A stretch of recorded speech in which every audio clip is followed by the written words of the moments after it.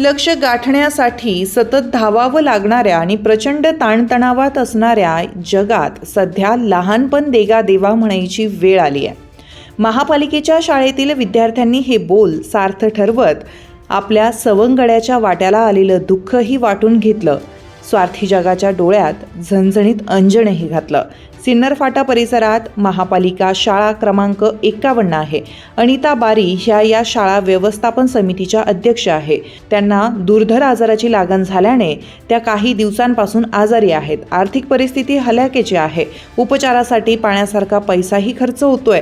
दुसरीकडे घरी दुसरं कोणी नसल्याने त्यांची सेवा करण्याची जबाबदारी त्यांच्या पतीवर येऊन पडली आहे. त्यामुळे त्यांना रोजगार व्यवसायावर पाणी सोडून घरीच राहावं लागतंय.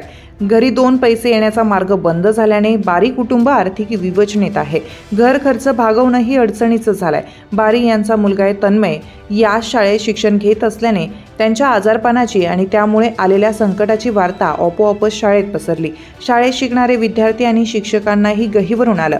हुशार आणि चुणचुणीत असणारा तन्मय आईच्या आजारपणामुळे पुरता हतबल झाला आहे. त्याच्या सवंगड्यांनी मात्र त्याच्या डोंगरा एवढ्या संकटातही त्याच्या पाठीशी खंबीरपणे उभं राहण्याचा निर्णय घेतला.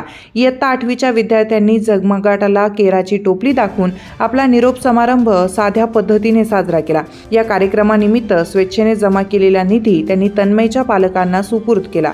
शाळेतील शिक्षकांनी स्वेच्छेनं सामाजिक जाणीव लक्षात घेऊन एकत्रित निधी बारी कुटुंबियांना मदत स्वरूपात दिला. या निमित्ताने विद्यार्थी समवेत पालकांची सुद्धा शाळेची असलेली आपली बांधिलकी अधोरेखित होते.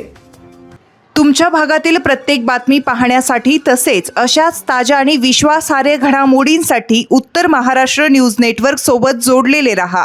सोबतच फेसबुक, इंस्टाग्राम आणि यूट्यूबवरही आम्हाला लाईक आणि शेअर तसेच सबस्क्राईब आणि फॉलो करायला विसरू नका.